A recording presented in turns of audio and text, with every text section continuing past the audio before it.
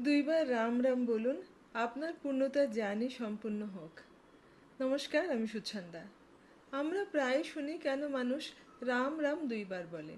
ভাবুন তো, একবার বললেই তো হয়, কিন্তু এর পেছনে আছে একটা চমৎকার নিউমারোলজির সূত্র। যখন আপনি রাম একবার বলেন তখন সংখ্যাতত্ত্ব মান হয় 54 বা 54, কিন্তু রাম রাম দুইবার বললে সেটা যোগ হয়ে দাঁড়ায় 54 প্লাস 54 108। আর 108 মানেই একটা সম্পূর্ণ মালাকর গোনা। তাই রাম রাম বলা মানে একটা পূর্ণতা পাওয়া।